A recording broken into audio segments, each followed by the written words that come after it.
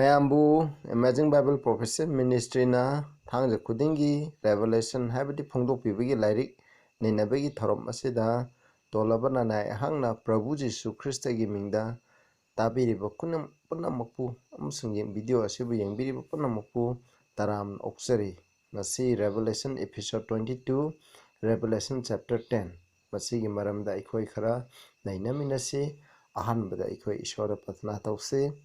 Sagada laibe ipa isho na poinya litana thagasare ipa masi moroi Revelation chapter 10 da yamna moroi ba topic amagi malamda so ekhina nainagadawri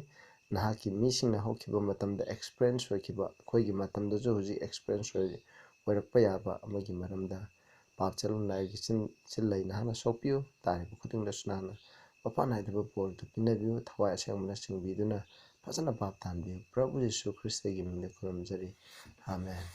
Koyingchi verse 1 to 11 ni explain tawadi tam khudim explain tawbasa matam yam changani description da suna khoina khara yingbiu aduga yariba mokhe aina mase tena bo honage asi loina bo honasi sinapsing Revelation 10 gi 1 2 And I saw another mighty angel come down from heaven sargatigi amna akanba mapalaitena kallaba atopa sargadura makum tharakpa aina urami clothed with a cloud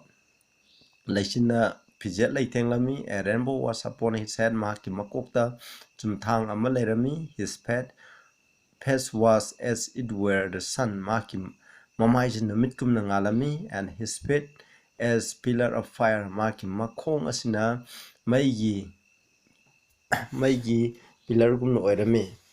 Verse 2 And he had in his hand a little book open, Aduga Mahaki Makuta. Apikpa lairi ama hangtokna lairami and he set his right foot upon the sea maki yethangba makhongna samudrada his left foot on the earth adugo mahaki makhong thangba oi thangba khongna mahana prithibida thamami hai atidi ekhoina sida yengse ahanbada mighty angel ase kanano habdi leichinna laitiengba makoktana chumthang laiba mamaina numit kumna nganba makhongna maigi pillar gumna oiba jumbi gumna oiba adugumba asigumba mighty angel ase kanano haibse ekhoi yengmunasi ekhoina mighty angel Genesis 22 gi 11 the high angel of the Lord haina ekhoina angel of the Lord na Abraham da hai mahaki masam kamda gi matamda nangna khut tharaganu hai Masida Palleva angel of the Lord se kanano Prabhu Jisu Christani Exodus 32 gi 2 da yam like ration out angel of the Lord Old Testament gi matam the angel of the Lord hai se kanano haiba matam da ishori maramdi mahana Abraham da su halagnu hai aduga Abraham na khurumba matam da su yai adukhona Genesis ategi mamang da su ekona yengba matam da su yai aduna masidagi khale Angel of the Lord haina Old Testament gi matanda pallibase atei kana suna te Prabhu Jisu Christani nakhoi masigi maramda padana pabio yengbiu Angel of the Lord sagadut amatana mukhoi bu khoramba yadabni aduna ekhoi gi dama ekhoi plan of salvation ni convening gi dama tharak pase kanano Prabhu Jisu Christani Daniel 21 da so Michael da angel haibse masi kanano Prabhu Jisu Christani masi First Testament 4 16 17 degi jo ekhoina khangmangame aduga clothed with a cloud laichinna phije laitengba haibse aduna laichin haibse karino ekhoina khara yengba yai masida Daniel 7 gi 13 da aduga x1 gi 9 da haiko sida asumna haiba matamda sida and Daniel 7 gi 13 da he came with a cloud hai mahakna laichin ga loinan lai sida laichin na represent the just sagadut pujo ekhoina khanai x1 gi 9 daju he came with the clouds inko masini aduna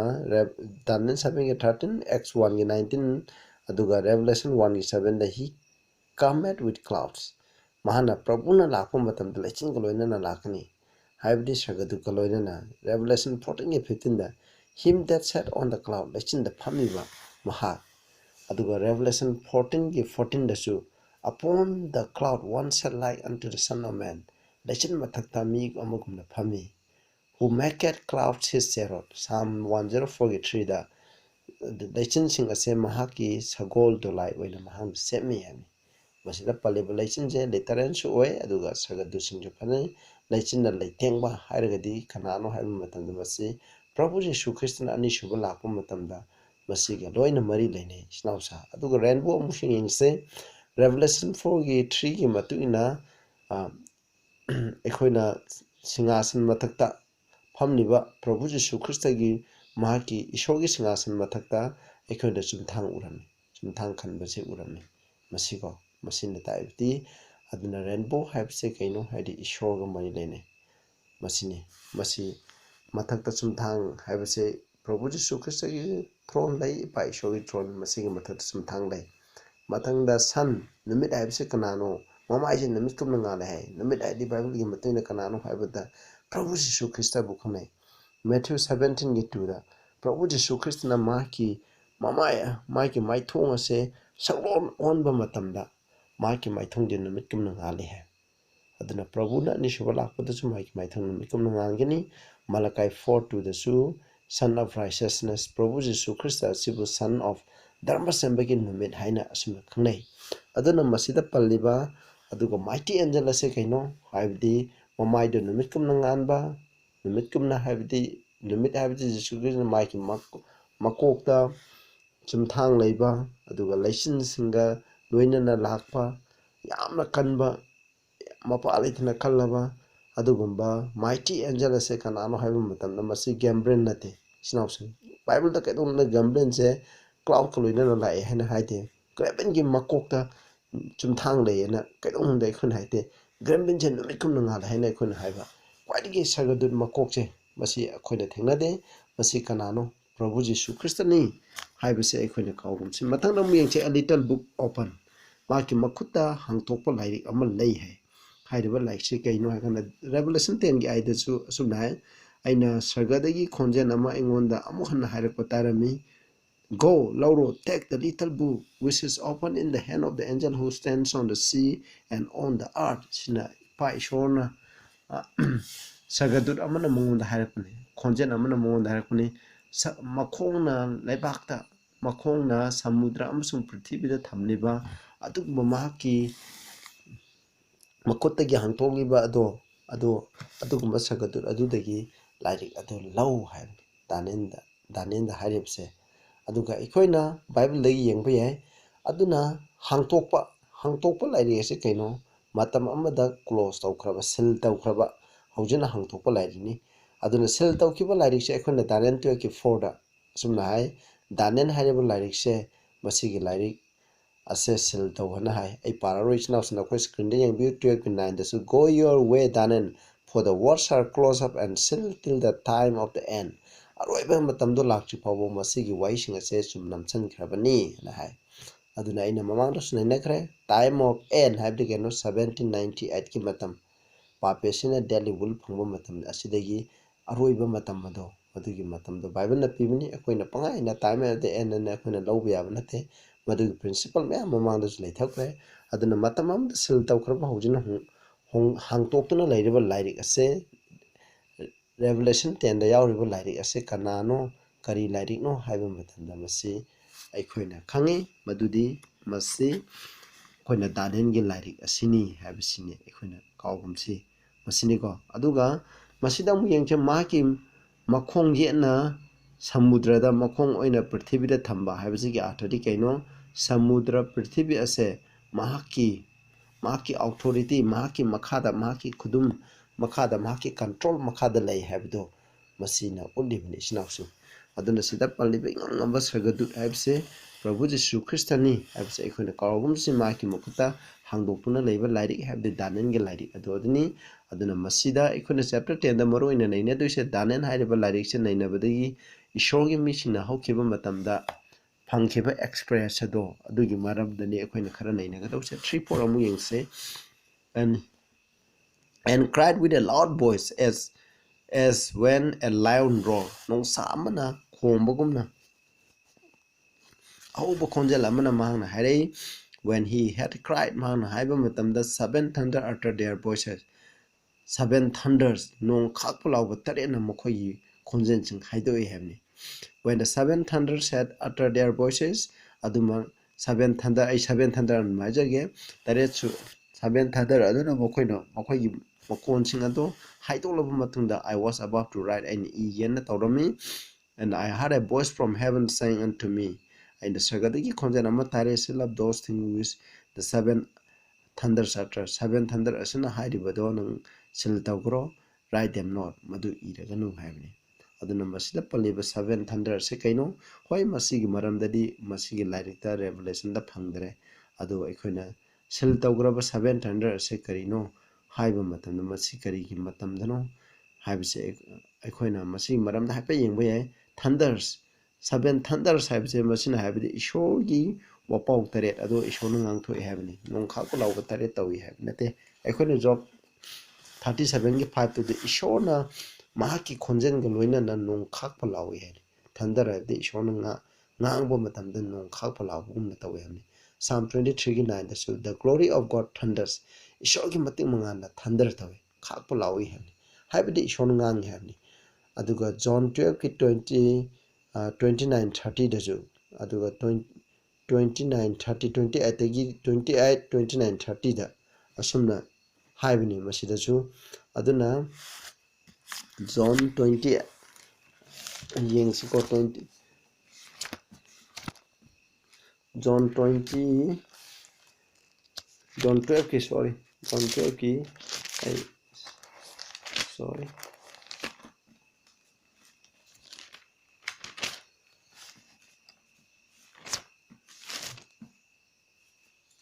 yeah.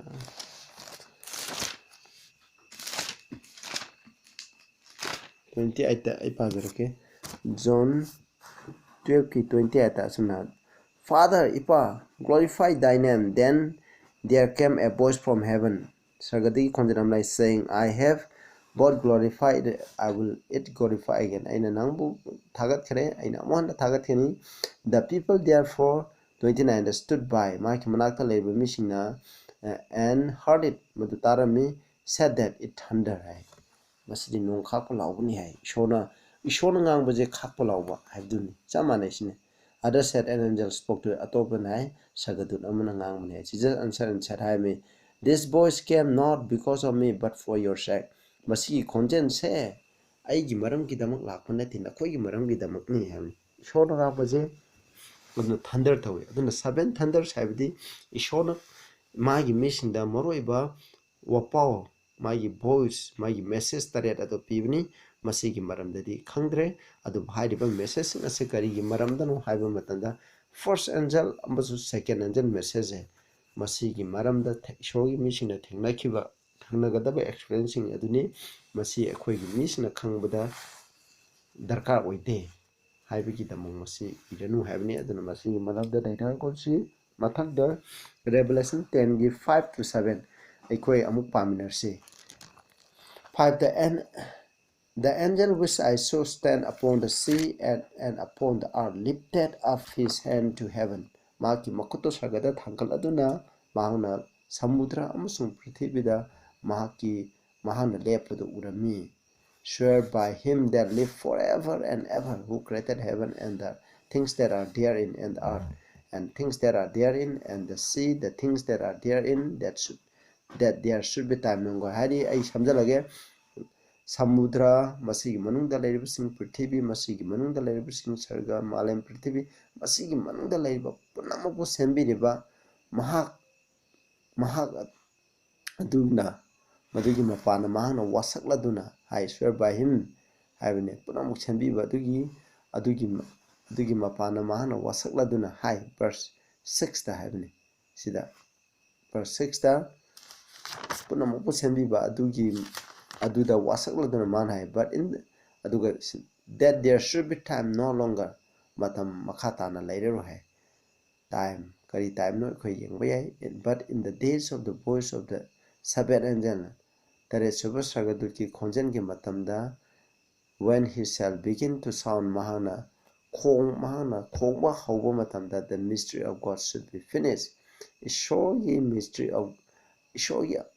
of God ase angakpa shogi angakpa sing ase loisanga the mystery of God ase kaino khoi yengminasi as he had declared to his servant the prophet maki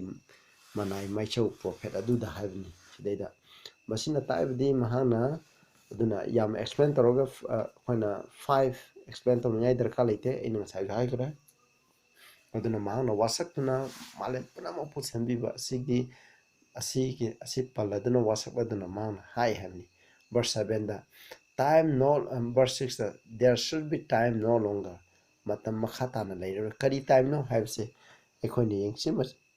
ekhoni short sanga bagi matam la kari gi matam no habse ekhoni yengke meaning of the time habse ekhoni yengsi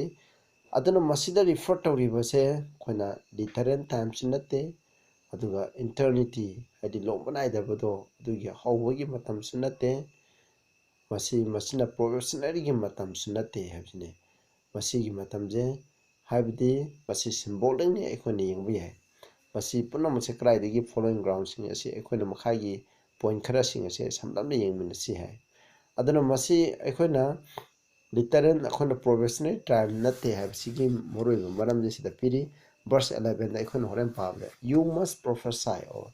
or again havni nangda ishogi wapau do amona sandok dane ekhona professional time oi tadi ekhona ishoda sangbi bagi arang khubagi matam do madu makhata na laidero have taragadi verse 11 da masi ishoga wapau je makhata na amona sandok habse hairam do heba masina ulamne aduga masina tawje referring to the 7 days of 7 trumpet verse 7 said the mystery of God should be finished and aduna masina represent je koina 7 trumpet ki matam neba masida kari mystery of God ase lotion gadabani hai mystery of God se kari no koina yengani aduga 3 da koina symbolic prophecy haibase koina Krista gi matam phawbada symbolic prophecy makai je extend tawi adu Prabhu Yesu Krishna ani shuba lakpa matam dadi koina prophecy kudimak koina literal oigini Prabhu Yesu na ani shuba lakjing mamang je koina piriba matam sing ase koina symbolic oi haibase koina amuk kawgumsi masini ko koina Revelation 20 da ju koina masai kari gino ati millennium gi je koina ngana 1 day ga sahi amka law manana lawde maramdi kari gino haiba matam da mase sai lising ama haibase maramdi second coming haibadi Prabhu Yesu na laba matung dadi khudem mosa literal oigini haibase masini aduna masidagi ekhoni yenge aduga danen da piriba ekhona time habse chronology ekhona time perosing ase danen da khara piri masi ekhoni yeng bajai 3.5 prophetic year ko danen 725 times and dividing on time danen 12 7 hengo masida piri aduga revelation da su piri masida piri bse ekhona 7 times ko ekhona masigi sahi ohum makai abdi numit lising masani humfugi matam se masi ekhona pi haribdi 1206 years 538 tagina 1798 masigi matam se loikhre ekhona danen nei nabdi yaukhrabni heng danen 13 da sunai nakani aduga danen ekhona danen gi aroiba chapter 13 da su 1290 days se masiju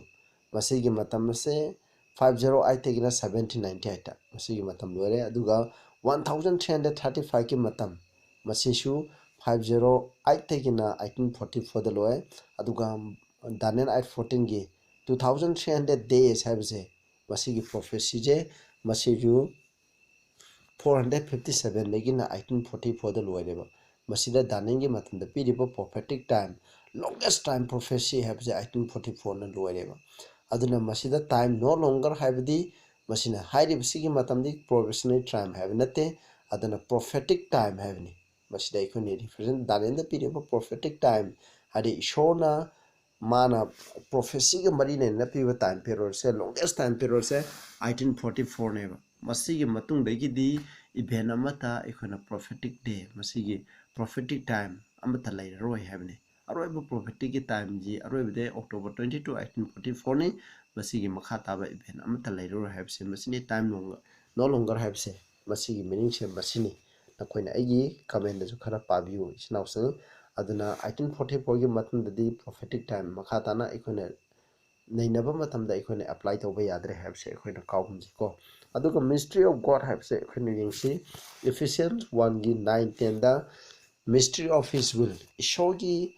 ꯑꯅꯤꯡꯕꯒꯤ ꯑꯉꯛꯄ ꯍꯥꯏꯕꯅꯤꯀꯣ ꯑꯗꯨꯒ Ephesians 6:19 mystery of the gospel ꯏꯁꯣꯔꯒꯤ ꯑꯐꯕ ꯋꯥꯄꯥꯎꯒꯤ ꯑꯉꯛꯄ ꯍꯥꯏꯕꯅꯤ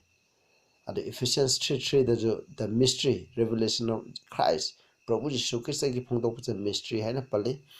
ꯑꯗꯨꯒ Colossians 4:3 दसु the mystery of Christ है याम ले Romans 11:25 the current Jew rejected while the believing Gentile accepted as God's people aduna masidasu ade current Jew sing hakchang ge besing do isona lokshan bide aduga ataibuna lokshale aduga Revelation 13 Matthew 13:11 dasu hai it is given to you know the mysteries of the kingdom of heaven to them it is not given nakoida ishogi ningthalaba ki angakposing ado nakoida khanganaba haikrabani hai masini isnausa masidagi ekhoni yengba yai ekhona khade yengba yai masida ekhona mystery saina represent tawise kari karino haiba matamda ishogi lotuna lairiba loksingje ekhona masibu mystery ana khangnai 1 Corinthians 2 gi 5:8 aduga Prabhu Jisuna tangpanda saphonglakiba abata tawrakibase masiju mystery ni 1 Timothy 3:6 na khone yengbio aduga Ephesians 3 gi 3:4-9 da habase Gentile sing ase arang khubam gi manung da yawgadamni habase masiju mystery ni angakpani khoina explain tawba ngamoy dabani aduga Christian na khoida leibase masiju Christian na ikhoida leibase kamaina khoida leibano habase the hope of glory ekhoi glorification gi asadi Christian ekhoi da lebini masiju mystery ni haba aduga Prabhu Jisu Christa ga mahak ki bride church ka union amata oibse masiju mystery ni the resurrection of saints aduga dharma sema mishina asibadi hinkalakpase masiju ne ba angak mystery haina khneba aduga 7 stars 7 candles revelation senje masiju masini mystery ni aduna haibasing asidagi ekhoina khange madudi masida pallibase ekhoina mystery of the mystery of God haina represent tawrise kaino haibada ekhoina yengba jai masi shogi wapau neba gospel neba Prabhu Jisuna ekhoigi damo papki damo sibiki barang khubam purningai gi do masineba aduga mystery of iniquity ju pale second Thessalonian gi 2 gi 7 da su mystery of iniquity adi man of sin papesi gi maram da su masi paleba adana masi mystery of iniquity gi what ga mystery of godliness adi mystery of God habje masi ona tai nabani habse ekhona kawgumsi no comment munna pabiu matam leitabna ei tension jarage aduna masina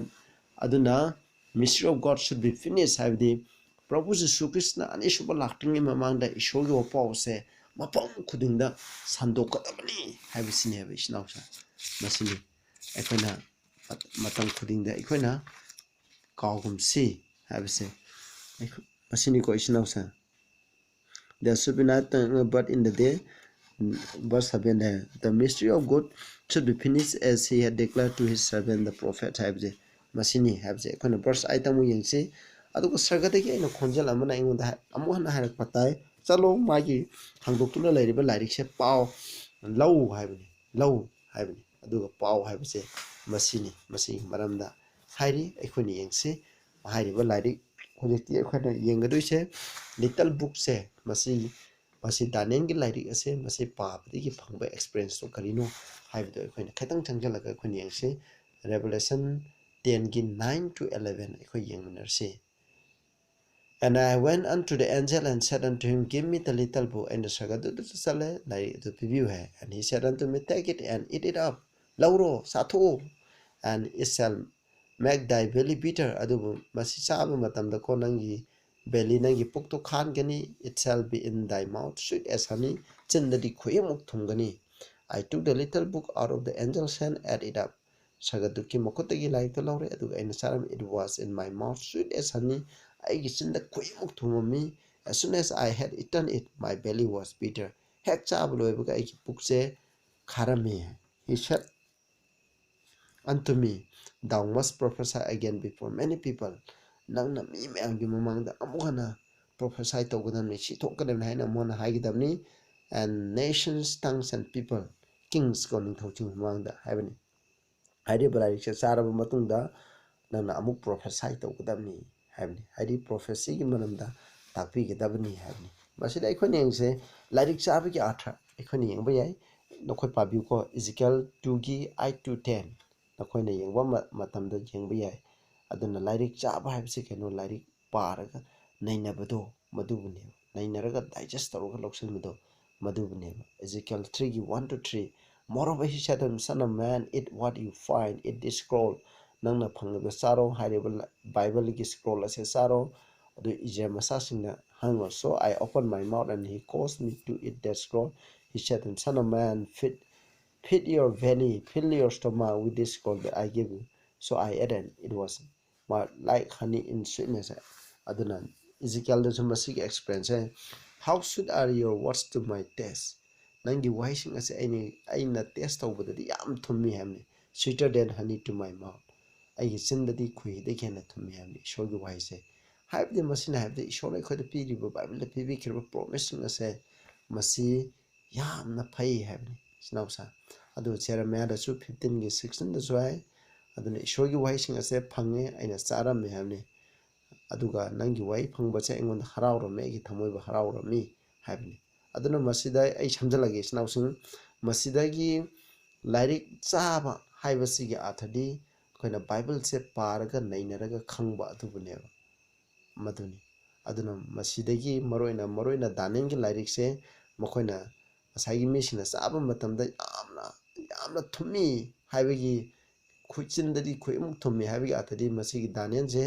masigi lairik se ekhona nainaba matamda masi kanana hana naine William Miller koba short thajadaba nupa am lairami kona ma baptist ole jahaz captain mahak se khoina convert tawruba matungda mahana khoina bible gi lairik sing ase concordance sinaraga nainaba horame sinawsing Genesis tai hawraga bible da ishona piba prophecy makhai je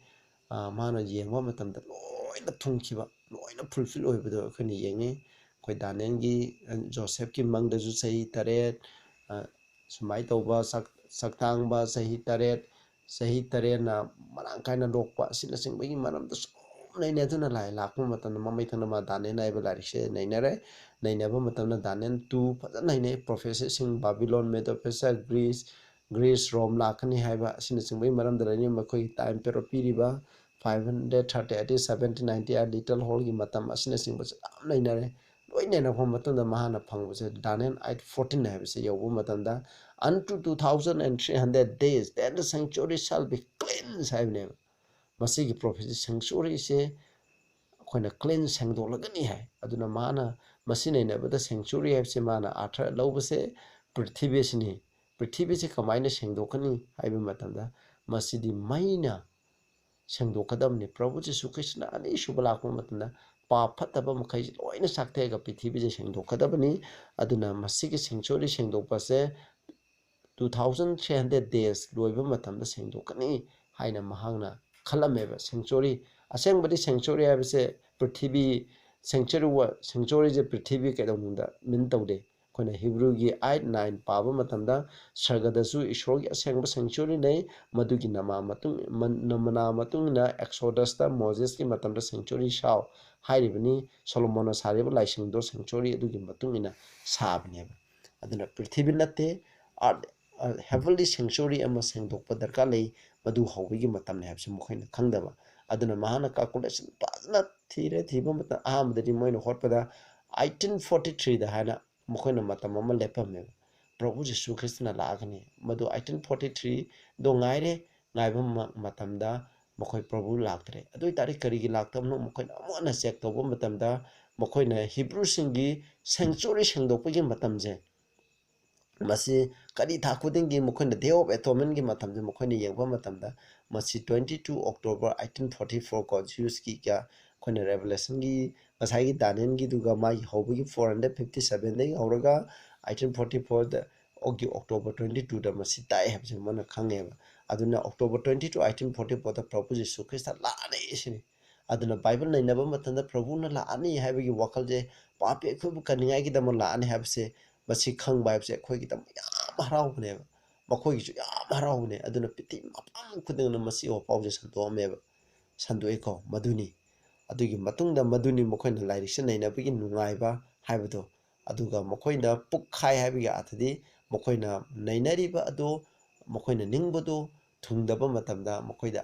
ꯅꯤꯡꯕ ꯀꯥꯏꯈꯤꯕ ꯅꯤꯡꯕ ꯀꯥꯏꯁꯤ ꯀꯩꯅꯣ ꯏꯁꯣꯔꯅ ꯀꯥꯏꯍꯟꯕꯗꯤ ꯅꯠꯇꯦ ꯃꯈꯣꯏꯅ ꯈꯪꯗꯕꯩꯅꯦꯕ ꯑꯗꯨꯅ October 22 1844ꯗ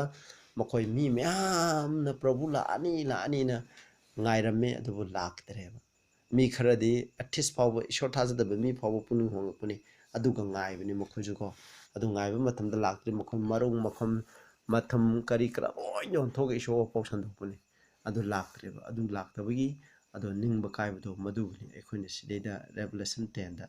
ꯑꯗꯨꯅ ꯔꯦꯚꯦꯂꯦꯁꯟ 10ꯗ ꯃꯔꯨꯑꯣꯏꯅ ꯍꯥꯏꯔꯤꯕꯁꯦ ꯃꯤꯂꯔ ꯑꯃꯁꯨꯡ ꯃꯤꯂꯔꯥꯏꯠꯀꯤ ꯀꯥꯡꯕꯨꯅ ꯑꯩꯈꯣꯏꯅ 18 ꯑꯣꯛꯇꯣꯕꯔ 22 1844ꯗ ꯄ꯭ꯔꯚꯨ ꯖꯤꯁꯨ ꯈ꯭ꯔꯤꯁꯇ ꯂꯥꯛꯀꯅꯤ ꯍꯥꯏꯕꯒꯤ ꯅꯤꯡ ꯀꯥꯏꯕꯗꯣ ꯃꯗꯨꯅꯦꯕ ꯗꯥꯅꯤꯌꯦꯜꯒꯤ ꯂꯥꯏꯔꯤꯛ ꯅꯩꯅꯕꯗꯒꯤ ꯐꯪꯕ ꯍꯔꯥꯎꯕꯗꯤ ꯃꯈꯣꯏꯅ ꯐꯪꯉꯤꯕꯗꯤ ꯄ꯭ꯔꯚꯨ ꯂꯥꯛꯑꯅꯤ ꯍꯥꯏꯕꯅꯤ ꯑꯗꯨꯒꯤ ꯃꯇꯨꯡꯗ ꯃꯥꯒꯤ ꯋꯤꯂꯤꯌꯝ ꯃꯤꯂꯔꯒꯤ ꯅꯤꯡꯕ ꯀꯥꯏꯔꯒ ꯃꯍꯥꯛ ꯁꯤꯈ꯭ꯔꯦ ꯑꯗꯨꯒꯤ ꯃꯇꯨꯡꯗꯗꯤ ꯑꯃꯨꯛ ꯕꯥꯏꯕꯜꯒꯤ ꯑꯆꯨꯝꯕꯁꯦ ꯐꯖꯅ ꯅꯩꯅꯔꯕ ꯃꯇꯨꯡꯗꯗꯤ 1844ꯒꯤ ꯑꯣꯛꯇꯣꯕꯔ 22ꯗꯗꯤ ꯁꯔꯒꯒꯤ ꯑꯣꯏꯕ ꯁꯦꯡꯆꯨꯔꯤ ꯍꯥꯏꯕꯗꯤ ꯑꯩꯈꯣꯏꯅ ꯄꯥꯞ ꯇꯧꯗꯨꯅ ꯃꯣꯠꯍꯜꯂꯤꯕꯁꯦ ꯁꯦꯡꯗꯣꯛꯄꯒꯤ ꯃꯇꯝꯗꯣ ꯑꯣꯏꯔꯦ ꯍꯥꯏꯕꯅꯤ ꯏꯆꯤꯟꯅꯥꯎꯁꯤꯡ ꯑꯗꯨꯅ ꯃꯁꯤꯗ ꯄꯜꯂꯤꯕꯁꯦ ꯑꯇꯩ ꯀꯔꯤꯁꯨ ꯅꯠꯇꯦ ꯃꯁꯤꯅꯤ ꯍꯥꯏꯕꯅꯤ ꯃꯣꯏꯒꯤ ꯑꯦꯛꯁꯄꯤꯔꯤꯌꯦꯟꯁꯇꯤ ꯑꯩꯈꯣꯏꯅ ꯈꯣꯏꯍꯤꯒꯨꯝꯅ ꯆꯤꯟꯗ ꯈꯣꯏꯍꯤꯒꯨꯝꯅ ꯊꯨꯝꯃꯤ ꯑꯗꯨ ꯄꯨꯛꯇꯅ ꯑꯩꯈꯣꯏꯅ ꯑꯁꯨꯛꯀꯤ ꯃꯇꯤꯛ ꯈꯥꯏ ꯍꯥꯏꯕꯁꯦ ꯃꯁꯤꯒꯤ ꯑꯥꯔꯊꯅꯤ ꯑꯩꯈꯣꯏꯁꯨ ꯕꯥꯏꯕꯜꯅ ꯍꯥꯏꯕ ꯃꯈꯩ ꯏꯁꯣꯔꯒꯤ ꯄ꯭ꯔꯣꯃꯤꯁ ꯃꯈꯩꯁꯦ ꯑꯩꯈꯣꯏꯅ ꯏꯟꯗꯨꯅ ꯆꯠꯂꯕꯗꯤ ꯑꯩꯈꯣꯏꯗ ꯌꯥꯝ ꯍꯔꯥꯎꯕ ꯐꯪꯒꯅꯤ ꯑꯗꯨꯕꯨ ꯃꯁꯤ ꯏꯟꯗꯕ ꯃꯇꯝꯗ ꯑꯩꯈꯣꯏꯅ ꯊꯨꯡꯂꯛꯇꯕ ꯃꯇꯝꯗꯗꯤ ꯑꯩꯈꯣꯏꯒꯤ ꯌꯥꯝꯅ ꯑꯈꯥꯕꯒꯤ ꯃꯁꯛ ꯑꯗꯨ ꯑꯣꯏꯔꯛꯀꯅꯤ ꯍꯥꯏꯕꯅꯤ ꯏꯟꯗꯕ ꯃꯇꯝꯗ ꯍꯥꯏꯕꯅꯤ ꯑꯗꯨꯅ ꯉꯁꯤꯒꯤꯗꯤ ꯁꯤꯗ ꯂꯣꯏꯁꯤꯜꯂꯁꯦ ꯇꯥꯕꯤꯔꯤꯕ ꯃꯌꯥꯝ ꯈꯨꯗꯤꯡꯗ ꯏꯁꯣꯔꯅ ꯕꯣꯔ ꯄꯤꯕ ꯑꯣꯏꯁꯅꯨ ꯍꯦꯟꯅ ꯃꯄꯨꯡ ꯐꯥꯅ ꯒ꯭ꯌꯥꯟ ꯇꯥꯅꯤꯡꯉꯥꯏꯒꯤꯗꯃꯛ ꯗꯤꯁꯀ꯭ꯔꯤꯞꯁꯟꯗ ꯌꯦꯡꯕꯤꯌꯨ ꯏꯆꯤꯟꯅꯥꯎꯁꯤꯡ ꯑꯗꯨꯅ ꯑꯦꯛꯁꯄ꯭ꯂꯦꯟ ꯇꯧꯕꯗ ꯁꯣꯏꯕ ꯂꯥꯟꯕ ꯌꯥꯎꯔꯕꯁꯨꯅ ꯑꯩꯈꯣꯏꯅ ꯉꯥꯛꯄꯤꯌꯨ ꯃꯇꯝ ꯇꯦꯟꯕꯅ ꯃꯔꯝ ꯑꯣꯏꯗꯨꯅ ꯑꯩꯅ ꯊꯨꯅ ꯉꯥꯡꯃꯟꯕ ꯑꯁꯤꯅ ꯃꯔꯝ ꯑꯣꯏꯗꯨꯅ ꯑꯁꯣꯏꯕ ꯌꯥꯎꯕꯅꯤ ꯃꯗꯨꯕꯨ ꯃꯌꯥꯝꯅ ꯉꯥꯛꯄꯤꯌꯨ ꯍꯥꯏꯅ ꯑꯩꯅ ꯍꯥꯏꯖꯔꯤ ꯇꯥꯕꯤꯔꯤꯕ ꯈꯨꯗꯤꯡꯃꯛ ꯄ꯭ꯔꯚꯨ ꯖꯤꯁꯨꯅ ꯕꯣꯔ ꯄꯤꯕ ꯑꯣꯏꯁꯅꯨ ꯄ꯭ꯔꯊꯅꯥ ꯇꯧꯖꯩ ꯁꯔꯒꯗ ꯂꯩꯕ ꯏꯄꯥ ꯏꯁꯣꯔ ꯊꯥꯒꯠꯆꯔꯦ ꯑꯩꯈꯣꯏꯅ ꯗꯥꯅꯤꯌꯦꯜ 10ꯒꯤ ꯃꯔꯝꯗ ꯅꯩꯅꯈ꯭ꯔꯦ ꯅꯩꯅꯕ ꯑꯁꯤꯅ ꯍꯥꯟꯅ ꯚꯥꯞ ꯇꯥꯍꯟꯕꯤꯕ ꯋꯤꯂꯤꯌꯝ ꯃꯤꯂꯔ ꯑꯃꯁꯨꯡ ꯃꯍꯥꯛꯀꯤ ꯃꯇꯨꯡ ꯏꯟꯕꯁꯤꯡꯅ ꯏꯁꯣꯔꯒꯤ ꯋꯥꯄꯥꯎ ꯁꯟꯗꯣꯛꯄ ꯑꯣꯛꯇꯣꯕꯔ 22 1840 ꯄ꯭ꯔꯚꯨ ꯖꯤꯁꯨ ꯈ꯭ꯔꯤꯁꯇ ꯂꯥꯛꯑꯅꯤ ꯍꯥꯏꯕꯒꯤ ꯋꯥꯈꯜꯗ ꯌꯥꯝ ꯅꯨꯡꯉꯥꯏꯖꯈꯤꯕ ꯗꯥꯅꯤꯌꯦꯜꯒꯤ ꯂꯥꯏꯔꯤꯛ ꯄꯥꯕꯗꯒꯤ ꯐꯪꯈꯤꯕ ꯑꯗꯨꯕꯨ ꯃꯈꯣꯏꯅ ꯈꯟꯖꯕ ꯁꯦꯡꯆꯨꯔꯤ ꯍꯥꯏꯕꯁꯤꯗꯤ ꯄ꯭ꯔꯤꯊꯤꯕꯤ ꯅꯠꯇꯦ ꯍꯥꯏꯕꯁꯦ ꯃꯁꯤ ꯈꯪꯗꯕ ꯑꯗꯨꯅ ꯃꯔꯝ ꯑꯣꯏꯗꯨꯅ ꯃꯈꯣꯏ ꯅꯤꯡꯕ ꯀꯥꯏꯈꯤꯕꯅꯤ ꯑꯗꯨꯅ ꯑꯩꯈꯣꯏꯁꯨ ꯑꯔꯣꯏꯕ ꯃꯇꯝꯗ ꯍꯤꯡꯂꯤꯕ ꯑꯩꯈꯣꯏꯅꯁꯨ ꯏꯄꯥ ꯅꯍꯥꯛꯀꯤ ꯕꯥꯏꯕꯜꯁꯦ ꯐꯖꯅ ꯃꯌꯦꯛ ꯆꯨꯝꯅ ꯈꯪꯅ ꯅꯩꯅꯔꯒ ꯑꯩꯈꯣꯏꯅ ꯆꯠꯄ ꯉꯝꯍꯟꯕꯤꯌꯨ ꯋꯤꯂꯤꯌꯝ ꯃꯤꯂꯔꯒꯤ ꯀꯥꯡꯕꯨꯗ ꯊꯣꯛꯈꯤꯕ ꯑꯦꯛꯁꯄꯤꯔꯤꯌꯦꯟꯁꯇꯣ ꯑꯩꯈꯣꯏꯗ ꯊꯣꯛꯍꯟꯕꯤꯒꯅꯨ ꯄ꯭ꯔꯚꯨ ꯖꯤꯁꯨꯒꯤ ꯃꯤꯡꯗ ꯈꯨꯔꯨꯝꯖꯔꯤ ꯑꯃꯦꯟ